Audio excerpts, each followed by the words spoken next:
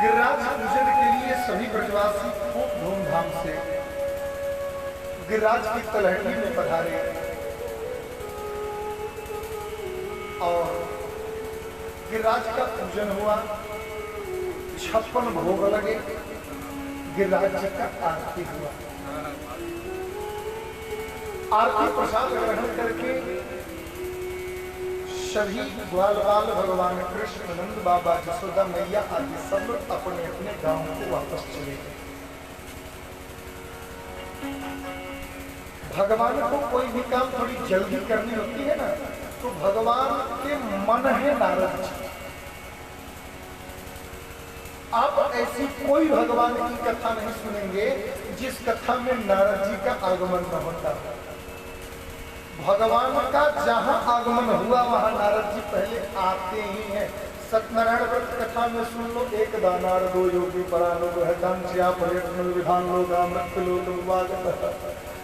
सत्यनारायण व्रत कथा में सुनते हैं। एक बार नारद जी महाराज पर्यटन घूमते फिरते वैकुंठ में गए। उसी तरह यहाँ भी एक बार नारद जी घूमते फिरते स्वर्ग में गए। स्वर्ग में जाकर के इंद्र से पूछे, और इंद्र जी कैसे हो? बोले खूब कृपा है महाराज, संतों की दुआ है, स्वर्ग में क्या कुछ न चकाचक चल रहा है। क्यों आजकल आपकी आज के दिन तो आपका गिरिराज, आपका तो ब्रजमंडल में पूजा होता था ना, पर्जन्यो भगवान इंद्रो मेघा मूर्त, आपका तो गोकुल में पूजा होता था, वृंदावन में पूजा होता था, नंदगांव में पूजा होता था। इस साल पूजा में आप गए नहीं क्या? इंद्र को याद आया, हे भगवान मेरा तो हर साल ब्रजवासी पूजा करते थे, लेकिन उन्होंने पूजा में मेरा निमंत्रण नहीं दिया, मेरे को मंत्र से आवाहन नहीं किया, इस बार पूजा किए नहीं क्या लोग? नारद जी बोले कि किए नहीं, अब होगा भी नहीं। इंद्र बोले कैसी बात कर रहे हो आप? बोले सच बात कर रहा हूँ, किए ही नहीं है लोग, अब होगा भी नहीं। क्यों? अरे वो नंद का छोरा है ना कृष्ण, जो माखन चुरा, हाँ हाँ, गिरिराज पर्वत के ऊपर खड़ा होकर के चतुर्भुज रूप में और स्वयं अपना पूजा करा रहा है। खुद जजमान भी बन गया, खुद भगवान भी बन गया। अब तुम्हारा पूजा स्टॉप कभी नहीं हो पाएगा। इतनी बात सुनते तो इंद्र के क्रोध का पारावार नहीं। ओहो श्रीमद महात्म्यम गोपानाम गानगौकशाम कृष्णमृतम उपत्रत्य ये चक्रुम देव हे। उस ग्वालियर की इतनी हिम्मत जो मेरी अवहेलना करते, उस नंद की इतनी औकात जो मेरी पूजा न करते।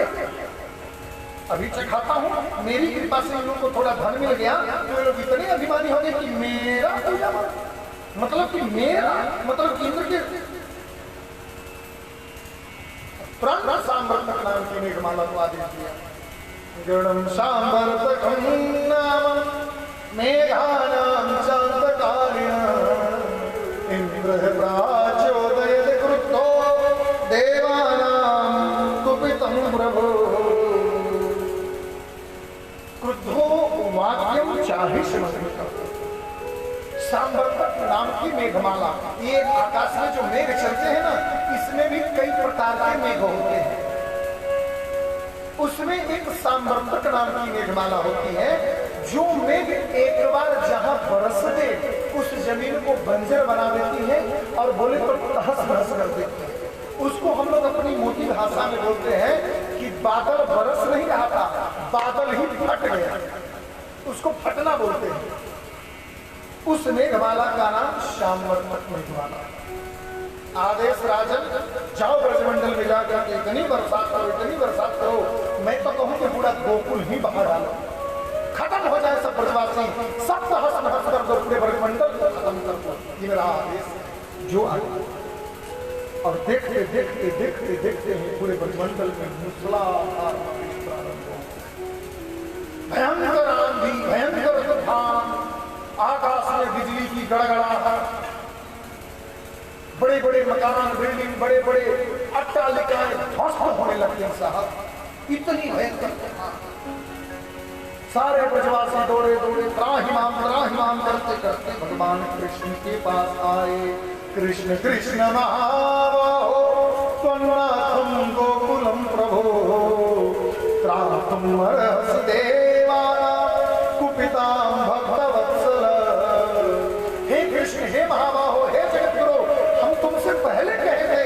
इंद्र की पूजा बंद करवाओगे तो इंद्र देवता हो जाएंगे नाराज। देख लो नाराज हो गए ना, हमारी तो कुटिया ही उड़ा लेंगे। और बरसात में इतने बड़े बड़े ओले पड़ रहे हैं साहब, एक ओले सिर पर पड़े तो सिर के कई टुकड़े हो जाए। अब आपके कहने पर इंद्र की पूजा नहीं की, गिरिराज की पूजा की, आप ही हमारी रक्षा करो, आप ही हमारा रक्षा करो। कुपिताद भक्तवत्सल है, हे भक्तवत्सल कृष्ण, इस कुपित इंद्र से हमारी रक्षा करो। भगवान कृष्ण कहे कि ब्रजवासी, तुम्हें अपने गिरिराज पर विश्वास नहीं है? अरे ब्रजमंडल के लाडले देव हैं गिरिराज। ऐसा कौन साधु, ऐसा कौन महात्मा, ऐसा कौन यति, ऐसा कौन जति है जो दुनिया में सभी तीर्थों को तो करना चाहे लेकिन गिरिराज न जाना चाहे? और सुनो, गिरिराज में जाकर के कोई पूजा पाठ यज्ञ कर्म करने का कोई विधान नहीं है। गिरिराज के तलहटी में कुछ दिन निवास नहीं कर लो, मोक्ष के लिए उतना ही काफी है, कुछ करना ही नहीं है। और संसार के सबसे लाडले देव गिरिराज है, चलो उनके शरण में। अतच्मात् सत्सरणं गोष्ठं मन्नाथं मत्परिग्रहं गोपाये सात्मयोगेन सोयं में व्रतयार्हति। आत्मभाव में सभी ब्रजवासी भगवान गिरिराज की तलहटी में गए और जाकर के गिरिराज की तलहटी में साष्टांग दंडवत लेट गए और लेट करके गिरिराज से कहने लगे कि अगर नाथ देखोगे, कि अगर नाथ देखोगे, अरे अवगुण हमारे अगर नाथ देखोगे, अरे अवगुण हमारे तो हम कैसे भव से लगेंगे किनारे। अगर नाथ देखोगे अवगुण हमारे तो हम कैसे भव से लगेंगे किनारे। अगर नाथ देखोगे अवगुण हमारे तो हम कैसे भव से लगेंगे किनारे।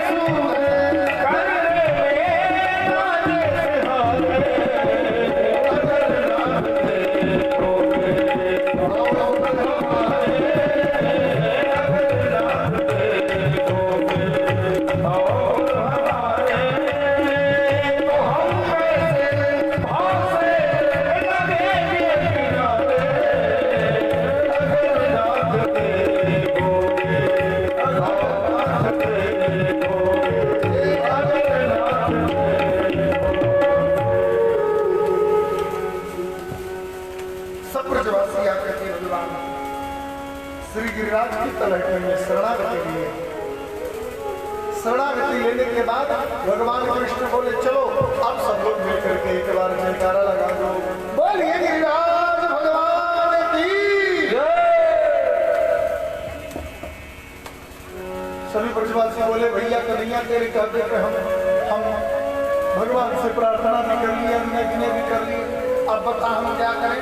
बोले गिरिराज भगवान ने कहा है कि सब ब्रजवासी मिलकर के हमें उठा लो। अच्छा प्रेम से बोलिए जय श्री कृष्ण।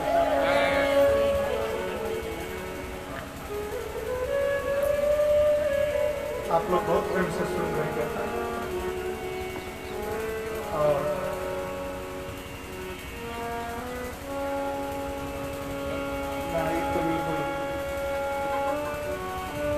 एक कहावत है हम लोग के भोजपुरी भाषा में, अंत भला तो सब भला। एक बात बड़ा निवेदन कर दूं, जीव 3 प्रकार के होते हैं और श्रोता भी 3 प्रकार के होते हैं। एक श्रोता होते हैं जो कथा के पंडाल में आकर के और बस आराम से जहां कूलर चलता हुई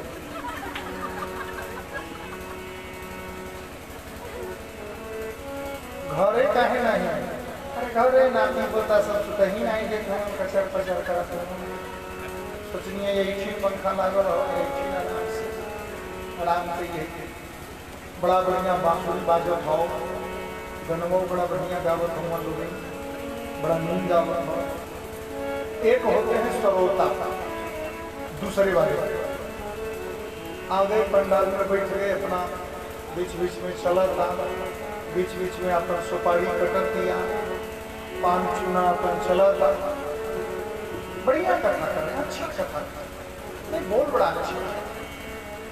और बताओ भानु ठीक हो, ठीक है, कथा सुना कथा सुना कथा सुना, बड़ा बढ़िया, ऐसा कुछ चीज दोबारा नहीं मिला। ये श्रोता होते हैं और एक होते हैं श्रोता। कथा के पंडाल में आएंगे, बैठेंगे, बगल से कौन गुजर गया उनको पता ही नहीं चलता। कौन मेरे बगल में 4 घंटा आया बैठा और कौन चला गया कुछ मतलब ही नहीं है। रिश्तेदारी घर पे आके कर लीजिएगा, ये भागवत पंडाल है, ये रिश्तेदारी का मैरिज हॉल नहीं है। उसी तरह जीव भी 3 प्रकार के होते हैं। एक जीव होती है बकरी। बकरी देखिए आप लोग, बकरी जब नदी में पानी पीने जाएगी ना तो दोनों पैर मोड़ लेगी और मोड़ करके धीरे से पानी पीएगी।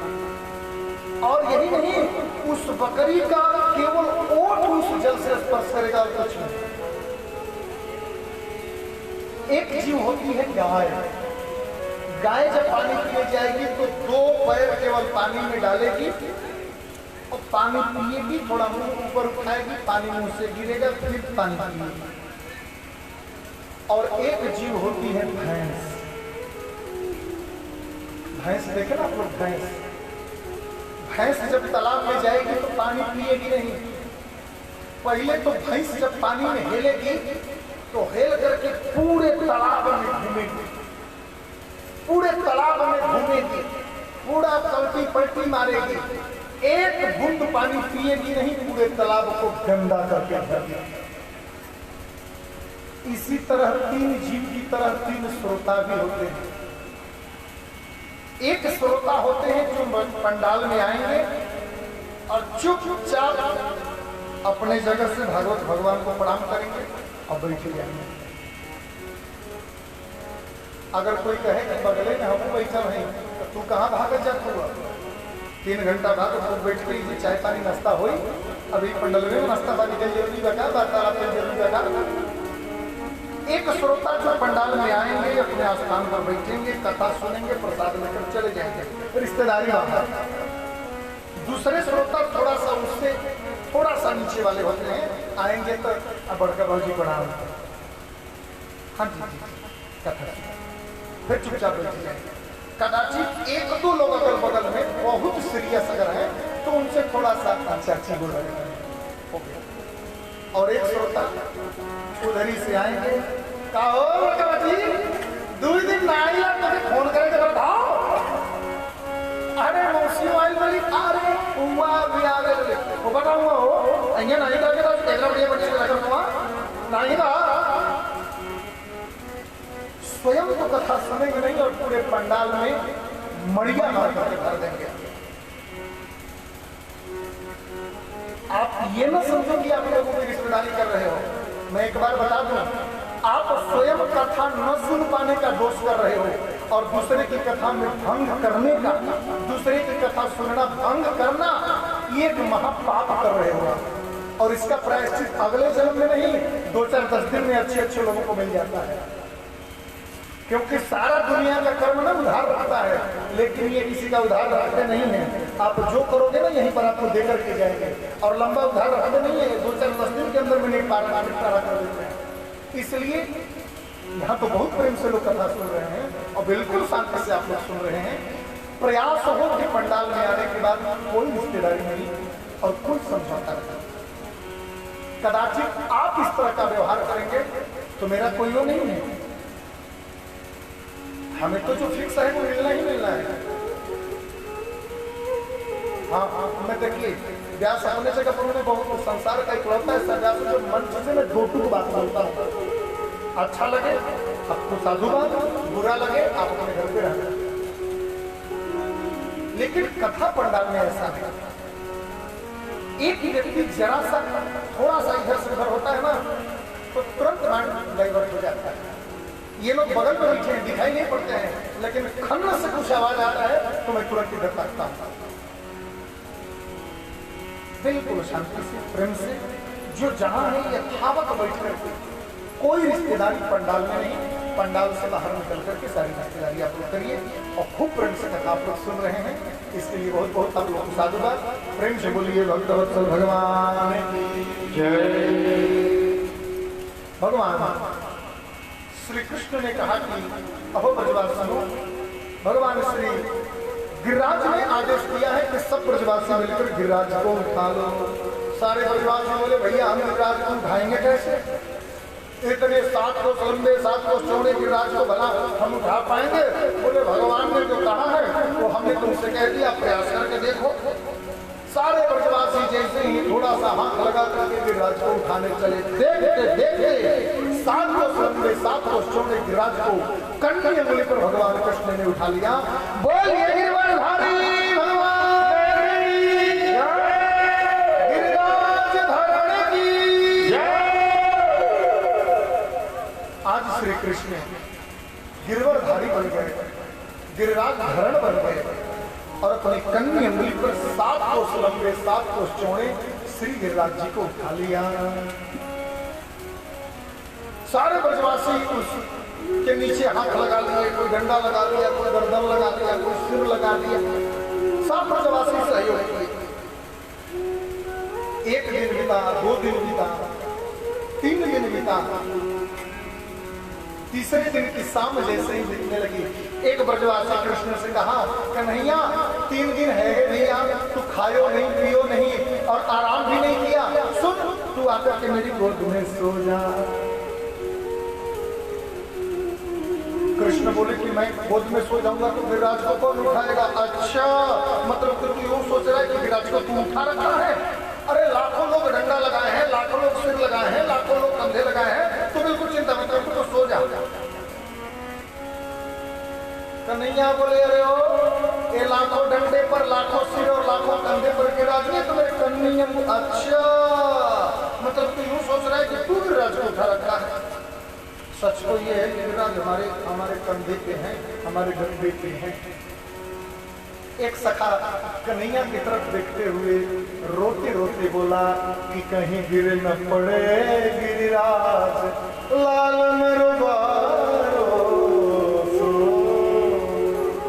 हे गिरिराज कहीं कहीं गिर मत जाना, हम मर जाए इसकी परवाह नहीं, लेकिन मेरा कन्हैया छोटा सा है ना, नन्हा सा है ना, कहीं मेरा कन्हैया इस गिरिराज की तलहटी में दब ना जाए। चला सो जा, मैं इस फटे दुपट्टे से तेरे को पंखा भी कर दूंगा, आ जा। भगवान बोले तो छोड़ दो, बोले छोड़ दे, बिल्कुल टेंशन मत ले, तू गिरिराज को छोड़ दे, बिल्कुल आपको डंडे लगा रखे हैं, तो निश्चित।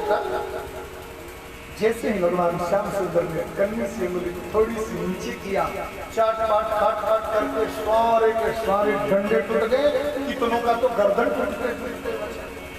दर दर दर दर दर दर पकड़ पकड़ पकड़, संभाल संभाल, अरे भैया देख, गिरिराज नीचे जाने लगे। ठाकुर जी बोले, हम बोले ना कि हमारी कन्नी उंगली पे है, तुम्हारे डंडान से कचुनाए हुए वो।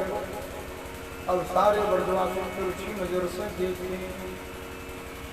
लाखों डंडा, लाखों सिर, लाखों कंधे, फिर भी गिरिराज टीके नहीं। तेरी कन्नी उंगली में से क्या है जिससे कि गिरिराज टीके?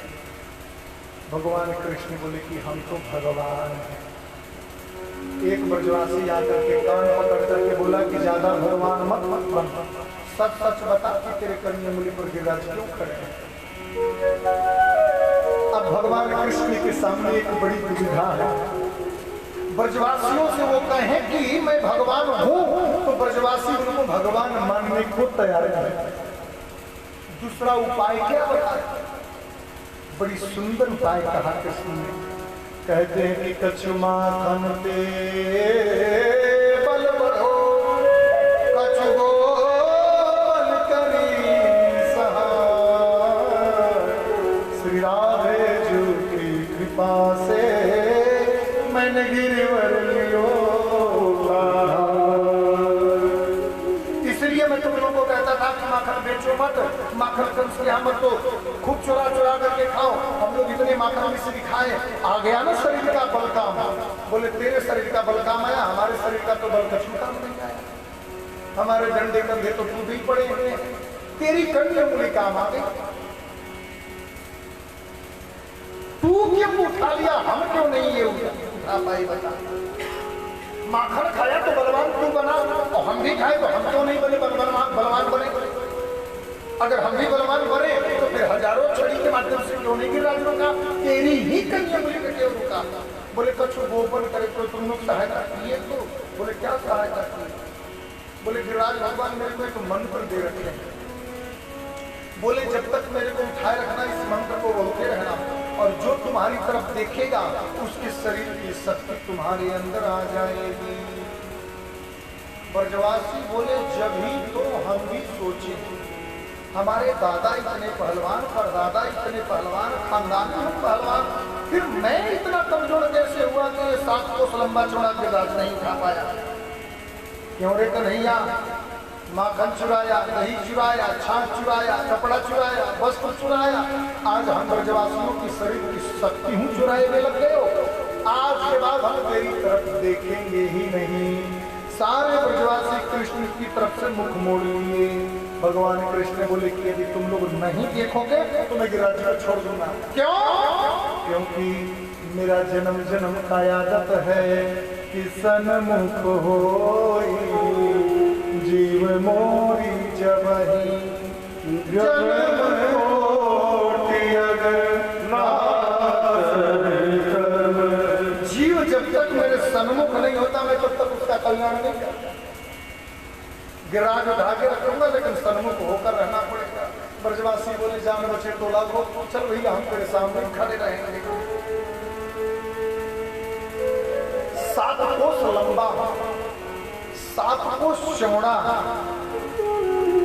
7 दिन के कृष्ण ने 7 दिन 7 रात्रि पर्यंत 7 वर्ष के श्याम सुंदर ने अपने कन्या उंगली पर गिरिराज को उठाया। भागवत में 7 का बड़ा समन्वय है, 7 का बड़ा महत्व है। और मैं आपसे एक निवेदन कर दूं कि ब्रजमंडल में भी 7 का बड़ा महत्व है। एक बात बताऊं कि ब्रजमंडल में 4 धाम है, और वो चारों धाम गिरिराज जी से 7 कोस की ही दूरी पर है। ब्रज 84 कोस में 4 गांव निज धाम, वृंदावन मधुपुरी बरसाने नंदगांव। मधुपुरी मतलब मथुरा होता है, वृंदावन, मथुरा, नंदगांव, बरसाना। गिरिराज जी के एक कोने से बरसाना 7 कोस, नंदगांव 7 कोस। गिरिराज जी के एक कोने से वृंदावन भी 7 कोस है और गिरिराज जी के एक कोने से मथुरा भी 7 कोस। गिरिराज जी भी 7 कोस के हैं, कृष्ण भी 7 वर्ष के हैं। 7 दिन 7 रात्रि पर्यंत उठाया। हमारे जीवन में हमारे मन के अंदर 7 प्रकार की ग्रंथि होती है। ध्यान से सुनिएगा। काम, क्रोध, लोभ, मोह, ईर्ष्या, द्वेष, अग्निवेश, ये 7 ग्रंथि हमारे मन में होती है। एक एक दिन की कथा से हमारे मन के अंदर बंधी हुई एक एक ग्रंथि छूट जाती है और एक एक ग्रंथि जैसे ही छूटती है तैसे ही हमारा मन गोविंद के चरणों में बंध जाता है। हमारे शरीर के बाहर भी 7 ग्रंथियां हैं। एक ग्रंथि यहाँ पर है, दूसरा, तीसरा, चौथा, कमर 5वां, घुटना 6वां और पंजे से ऊपर 7वां।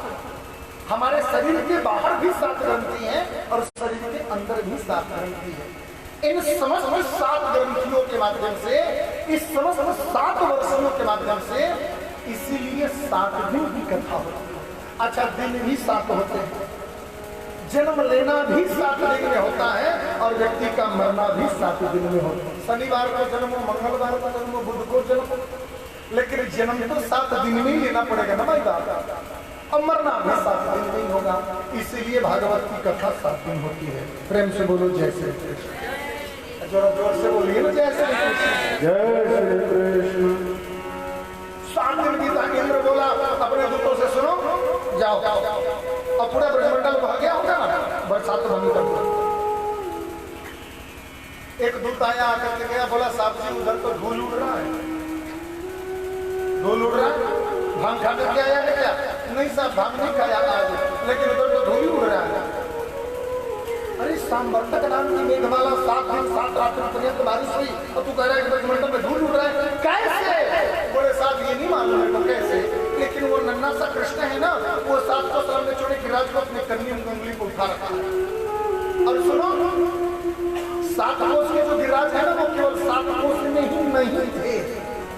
एक बार मैं ऐसे कथा कर रहा था तो ब्रजवासी एक संत थे, श्री गोपाल दास जी, वो कथा सुन रहे थे बड़ी प्रेम से, बड़ी गौ भक्त और बड़ी गौ की सेवा करते थे। तो मैं कथा करके नीचे उतरा तो बोले कि बेटा नहीं कहियो। मैंने बाबा कहा बात है? बोले तो तू एक बात मानो। मैंने कैसे? बोले लाला, जब ठाकुर ने गिरिराज उठाए रखो ना, वह समय गिरिराज जी 7 कोस के नाई थे। मैंने कि तो कितने आते बाबा? बोले उस समय तो गिरिराज जी 84 कोस के है गए थे।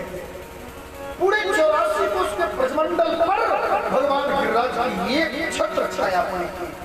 पूरे 84 कोस ब्रजमंडल के अंदर एक बूंद पानी गिरा ही नहीं। मैंने कि 7 कोस के गिरिराज 84 कोस के हो गए? बोले बेटा हो गए, मैं कह रहा हूँ तू बात मान मेरी। मैंने कि आप संत हो महाराज, और संतों की वाणी कभी गलत हो नहीं सकती, मैं इसे मानता हूँ, आप ठीक कह रहे हो। तो ये बरसात का पानी गया कहाँ? बोले अगस्त ऋषि कोने पर बैठ करके पी रहे। ये पानी स्ट्रोक हुआ कैसे एक जगह? बोले वो शेषनाग आकर के पूरे गिरिराज के ऊपर एक डैम बना दिए। बड़ी पुरानी कहानी है, सुनाई दे रहा हूं। एक बार राम जी जब आए अयोध्या, मैया सीता बोली कि कुछ ब्राह्मणों को बुलाइए भोजन करने के लिए। अब कोई ब्राह्मण भोजन करने जाए तो 2 पूरी खाकर के उठ जाए, कोई 4 पूरी खाकर उठ जाए, कोई 1 पूरी खाकर के उठ जाए, कोई 1 मिठाई खाकर उठ जाए। मैया सीता बोली कि कैसे कैसे ब्राह्मण ले आते हो ठीक ठाक भोजन करने वाले ब्राह्मण? अरे ऐसे ब्राह्मण बुलाओ कि कम से कम भोजन करें तो 2-4-10 घंटा करें अच्छे से। राम जी बोले ठीक है, ऐसे ब्राह्मण को किसी दिन बुला तो बार बार मैया जानकी बोले। एक दिन मन ही मन भगवान श्री राघवेंद्र ने श्री अगस्त ऋषि को निमंत्रण दिया, बाबा थोड़ा आ जाओ मेरे हाथ घर पे फिरते। तो अगस्त ऋषि आ गया। राम जी बोले देवी सीता, ये अगस्त ऋषि है ना, बड़े उच्च कोटि के ब्राह्मण हैं, बड़े उत्तम संत हैं, बड़े उच्च कोटि के विद्वान हैं, और सुनो ये भोजन भी ठीक ठाक करते हैं, खूब इनको प्रेम से भोजन करवाओ।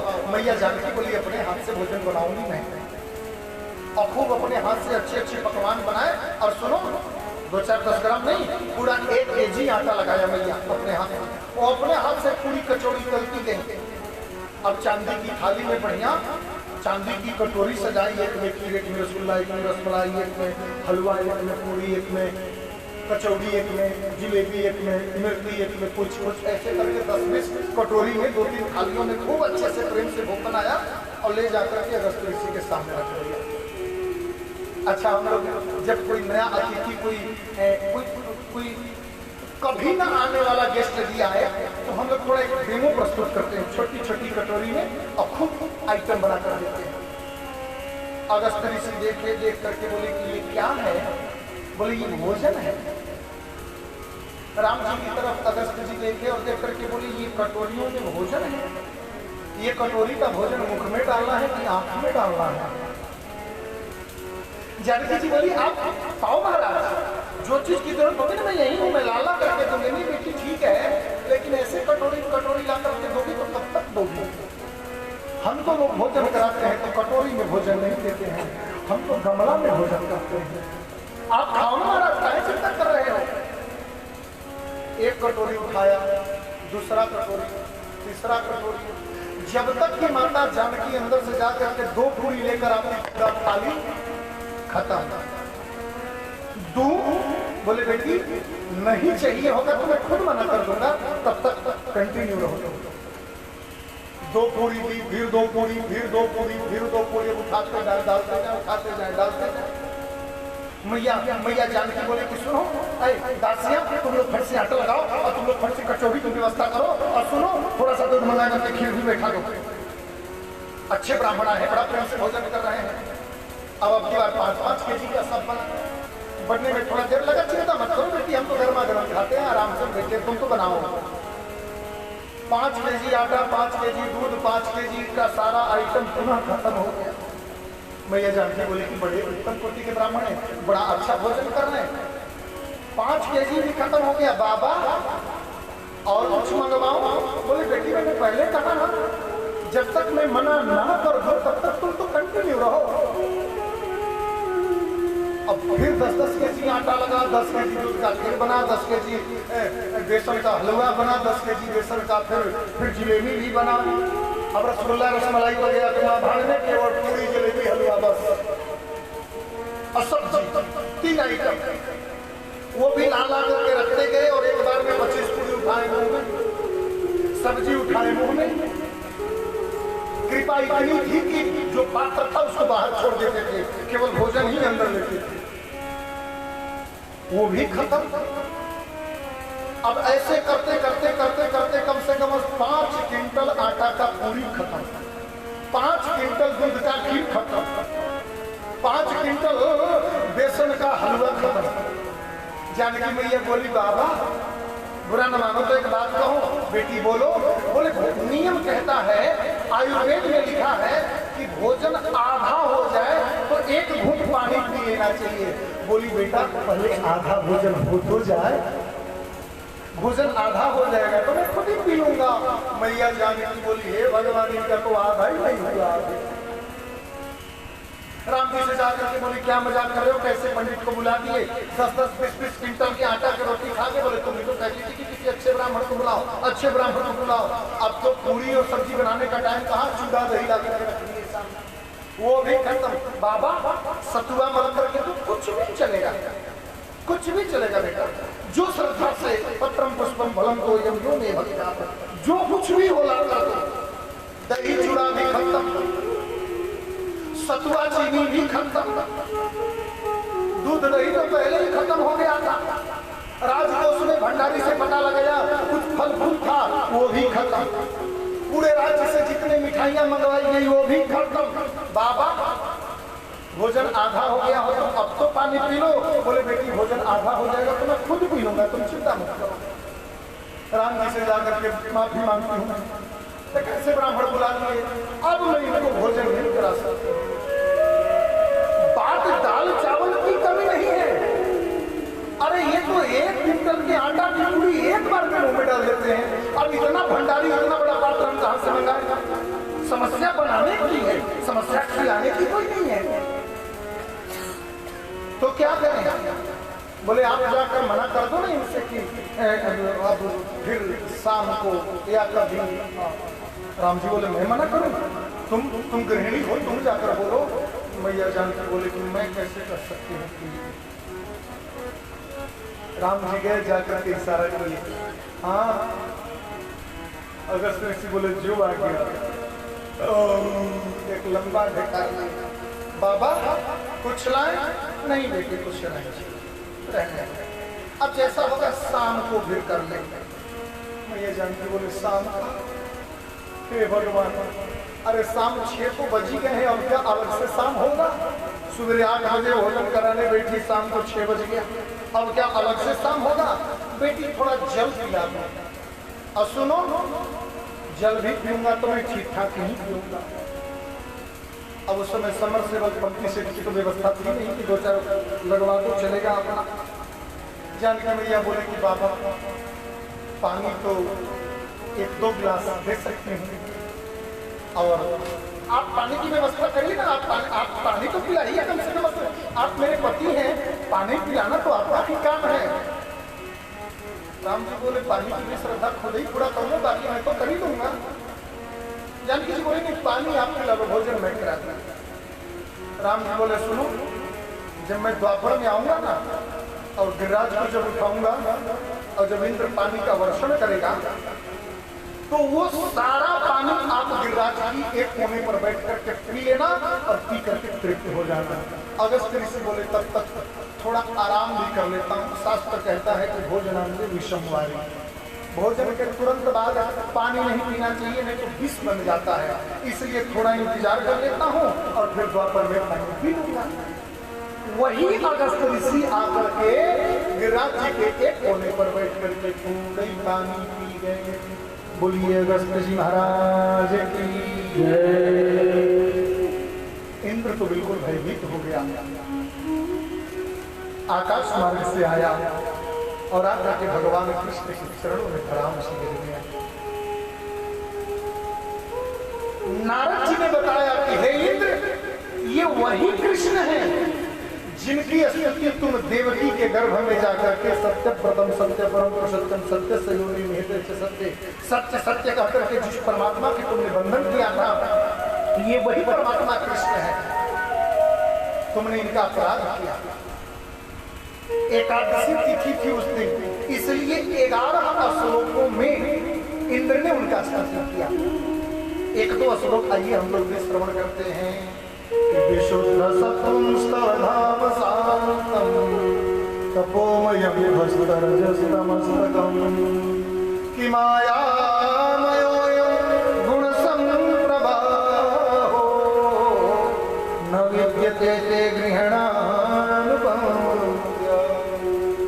हे प्रभु, आप विशुद्ध सत्व स्वरूप हो, शांत धाम में निवास करने वाले हो, शांताकार हो आप। और हे प्रभु, इस जीवन के तमोगुण रूपी अंधकार को ध्वस्त करने में आप सक्षम हो। आपकी चरणों की रज लिए बिना जीव का तमोवृत्ति कभी खत्म नहीं हो पाता है। सुनो, आपकी ये जो माया है ना, ये आपकी माया बड़ी गुणमयी है। माया मयोयम गुण संप्रवाहो न विद्यते ते गृह्णानुबंध। बड़े बड़े बुद्ध पुरुष आपके माया के जाल में ऐसे फंस जाते हैं कि आपके माया को लोग भी पहचान नहीं पाते हैं। हे जगत के पिता, हे जगत के माता, मैं आपको वंदन करता हूँ कि पिता गुरुस्त्वं जगदाधीशो गुरव्ययः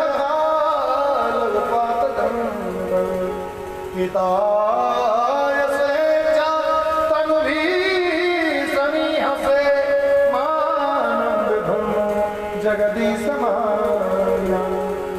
आप जगत के माता हो, जगत के पिता हो, जगत के गुरु हो। दंड देने में आप स्वयं काल के समान हो। अपराध तो मैंने किया है, मैं इसे स्वीकारता हूं। यदि आपकी इच्छा हो तो मुझे क्षमा कर दो। मैं अपने अपराध को स्वीकारता हूं। भगवान कृष्ण कहते हैं कि हे इंद्र, मया तेरे कार्य मखभंगोनुगृह्णना मदनुसृतये नित्यं मतस्येन्द्राश्रयाभिषं। हे इंद्र, एक बात जान लो, संसार में कोई किसी का पूजन करे, किसी का ना करे, किसी का पूजा भंग हो, किसी का पूजा पूरा हो, इससे कोई मतलब नहीं है। लेकिन कोई भक्त जब मेरा पूजन करे और मेरे पूजन में मेरे पूजा का नहीं बल्कि मेरे भक्त का कोई अपमान करे, मेरे भक्त का कोई यदि कष्ट देना चाहे, तो उस व्यक्ति को मैं कभी क्षमा नहीं कर पाता। एक बार मेरे छाती पर लात मार कर देख लो, मैं क्षमा कर दूंगा। लेकिन यदि कोई मेरे भक्तों के प्रति टेढ़ी नजर करके देखे तो मैं उसका आंख निकाल लेता हूं, फिर मैं उसको छोड़ता नहीं। क्यों? क्योंकि भक्त हमारे जहां पग धरे वहां धरूं है हम, सदा संग लागत फिर कबहू न छोड़ू गाठन में पैसा नहीं, मांगन में सकुचा, ताके पीछे हरि फिरे कहीं भूखा ना रह जा। कितने संत हैं काशी में, 84 काशी में नित्य निवास करते हैं और किसी के पास न खेती है न किसी के पास फैक्ट्री है। और सुनो, हमसे और आपसे अच्छा भोजन वो लोग करते हैं। क्यों? क्योंकि उनके जीवन का उम्मीद राम है, उनके जीवन का विश्वास गोविंद है, उनके जीवन के सहारा अन्नपूर्णा है, बाबा विश्वनाथ है। मेरा अपराध चलेगा ही नहीं, लेकिन मेरे भक्तों का कोई अपराध करता है मैं उसे कदापि क्षमा नहीं करता। चरणों में गिर गया। गोस्वामी बाबा तुलसीदास जी विनय पत्रिका में कहते हैं, ऐसो को उदार जगमाही बिन सेवा जो रवही दीन पर, राम सरिस को ऐसा उदार भगवान कौन होगा हो, जिस कृष्ण के कान को पकड़ करके गदहा बनाकर उसके पीठ पर जो ब्रजवासी चला करते हैं, उन्हीं ब्रजवासियों की जूठन खा करके भी उन ब्रजवासियों पर इतना अनुग्रह करने वाला इस संसार में दूसरा ऐसा उदार ईश्वर, ऐसा उदार परमात्मा भला कौन हो सकता है। इंद्र ने परिक्रमा किया और परिक्रमा करके इंद्र वहां से चला गया। कामधेनु गौ आई और आकर के भगवान कृष्ण के ऊपर, भगवान गिरिराज के ऊपर अपने दूध से अभिषेक किया। गाओ विंदती जायते सात्विकी गोविंदा, गौ के दुग्ध के बूंद से अभिषेक हुआ, इसलिए भगवान का इतना गोविंद हो गया। बोलिए गोविंद भगवान की जय। इसके बाद एक कथा आती है, भगवान वरुण लोक में जाकर के अपने पिता नंद जी को छुड़ा करके लाए गए। सभी ब्रजवासियों को भगवान वैकुंठ का दर्शन कराया। वो हुआ ऐसा ना, एक छोटी सी घटना घट गई। एकादशी के बाद द्वादशी तिथि में लोग गंगा जाते हैं, नहाने जाते हैं। तो एक बार एकादशी तिथि थी, नंद बाबा एकादशी के बाद द्वादशी के दिन जमुना स्नान करने गए थे। और सुनो, थोड़ा सा मिस्टेक हो गया। पता है क्या मिस्टेक हुआ?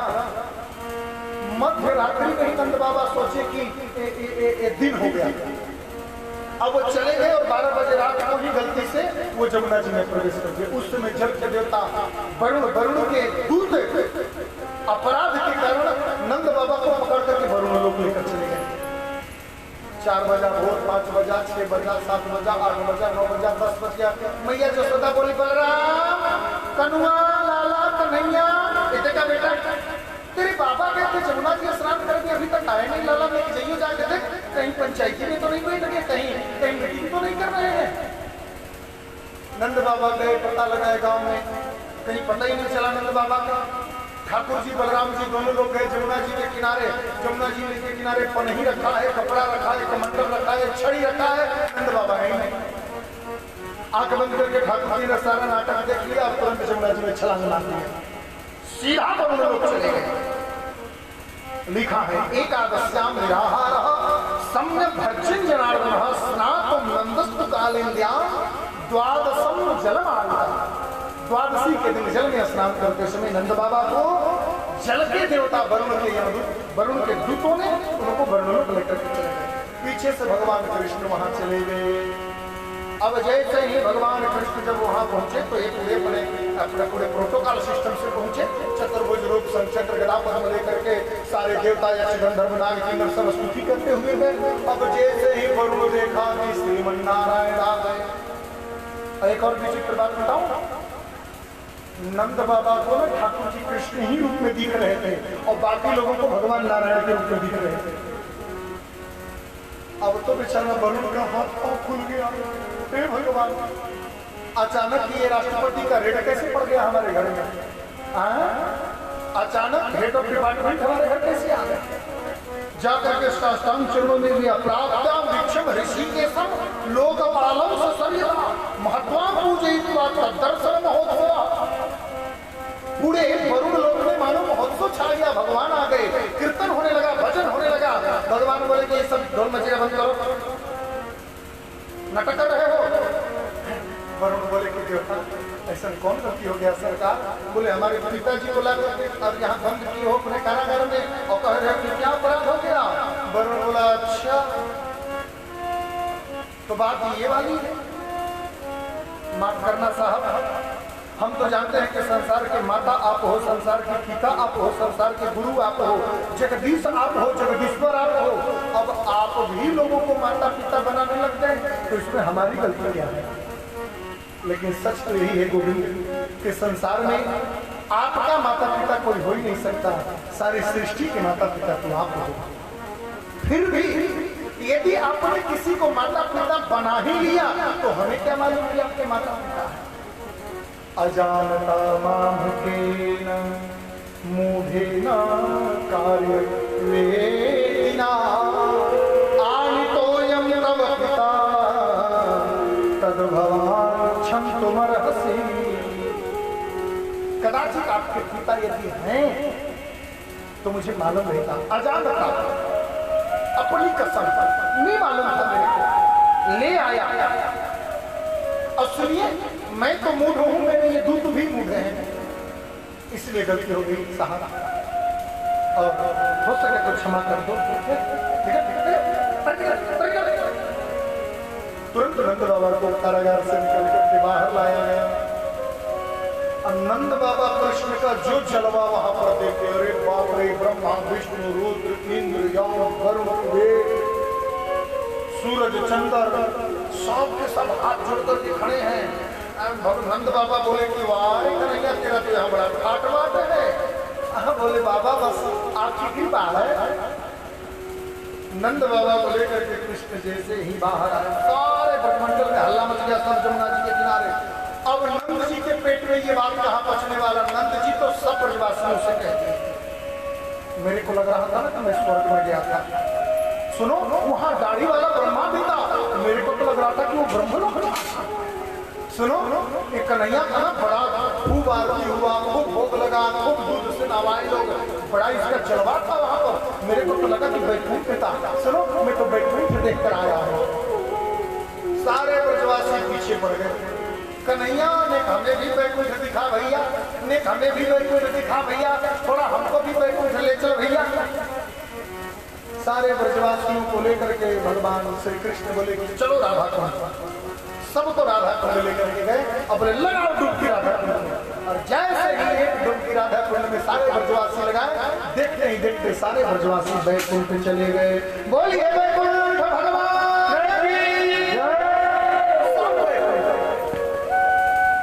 अब बैकुंठ में वो व्यवस्था थोड़ी है जो वृंदावन में है ना।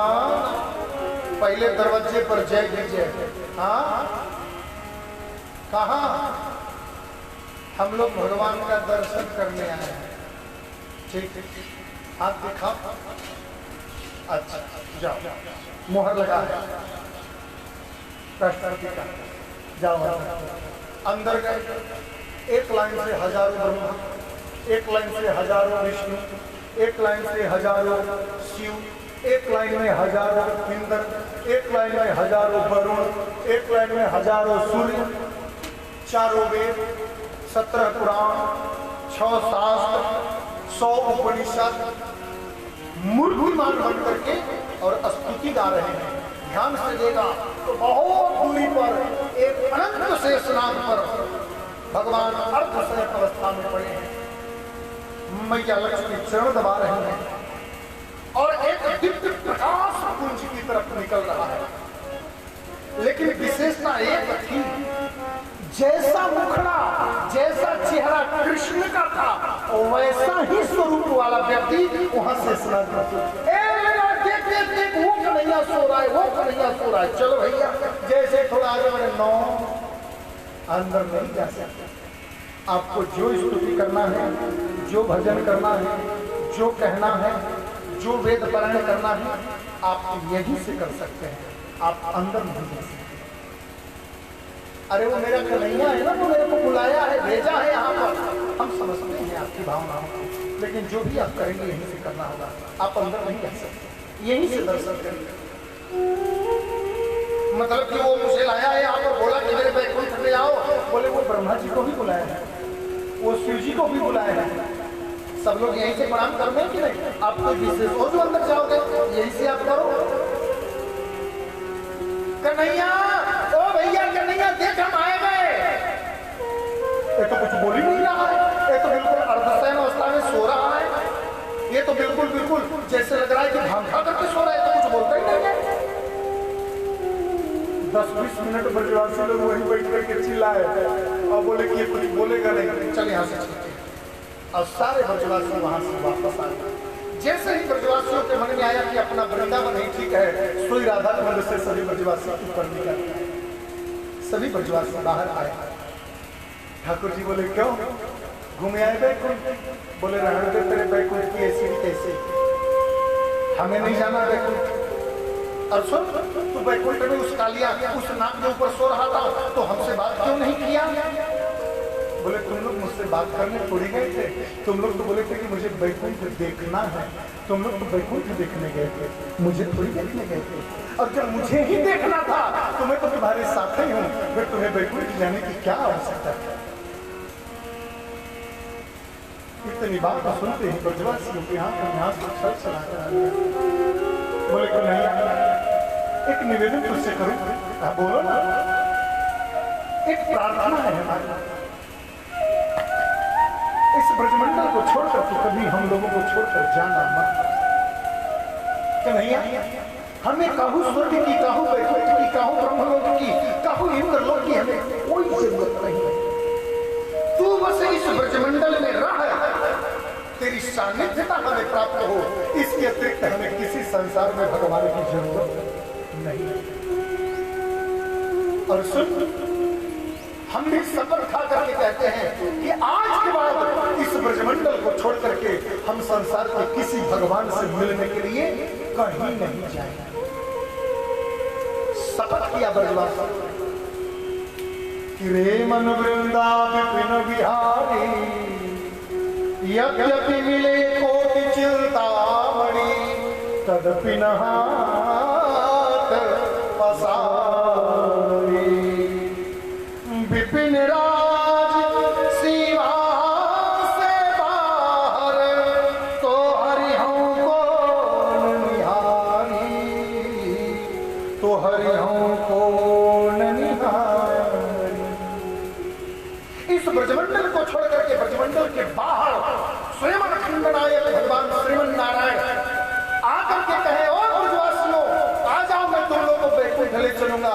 तो इस ब्रजमंडल के बाहर उस खड़े अनंत कोटि परमात्मा के सामने हम हाथ नहीं पसार सकते, और उसके साथ हम बैकुंठ जाना पसंद नहीं करते। कैसा भी हो, किसी तरह हो, ये जिंदगी जिएंगे तो ब्रजमंडल में, और अर्थी उठेगी तो इस ब्रजमंडल में। बस इतना अनुग्रह बनाए रखना गोविंद कि तुम हमें छोड़ करके मत चले जाना, क्योंकि हम तुम्हारे जीत नहीं जी सकते। तुम्हारे सिवा हम किसी भगवान को न जानना चाहते हैं, न मानना चाहते हैं, न मिलना चाहते हैं, और न ही हम जाना चाहते हैं। हमारे लिए तो तुम ही बहुत हो। तुम्हारे साथ में बैठ करके खट्टी कढ़ी खा लेना, तुम्हारे साथ में बैठ करके गुली डंडी खेलना, तुम्हारे साथ घूम करके गैया चरा लेना, तुम्हारे साथ बैठ करके बासी रोटी खा लेना, किसी वैकुंठ के सुख से कम सुख नहीं है गोविंद। इसलिए हम किसी वैकुंठ में नहीं जाना चाहते। प्रेम से बोलिए भक्त वत्सल भगवान की भगवान तथास्तु कह करके अपने अपने घर सभी लोग चले गए। धीरे धीरे धीरे धीरे शरद पूर्णिमा की रात्रि आई। शरद पूर्णिमा की रात्रि की मध्य रात्रि में भगवान श्याम सुंदर के मन में महारास करने की इच्छा प्रकट हुई। जमुना जी के किनारे निधिवन में जाकर के बंसी बट के तट पर भगवान श्री श्याम सुंदर ने अपने बांसुरी के द्वारा दिव्य सुविधा सुमधुर बांसुरी का निनाद किया।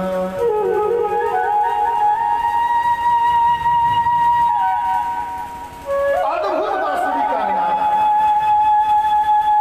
कैसा बांसुरी का निनाद? बोले निशम्य गीतम तदनंग वर्धनम प्रजस्त्रिय कृष्ण गृहीत मानसा आजन्योन्यवरक्षितोद्यमा सयत्र कांतो जबलोलकोदला। यहाँ रास की कथा प्रारंभ हो रही है। आप लोग बहुत प्रेम से और सावधानी पूर्वक रास की कथा श्रवण करेंगे। ये रास पंचाध्यायी जो है वो भगवान की हृदय है। जिसने रास की कथा नहीं सुना वो मानो भागवत के अंदर कुछ भी नहीं सुना।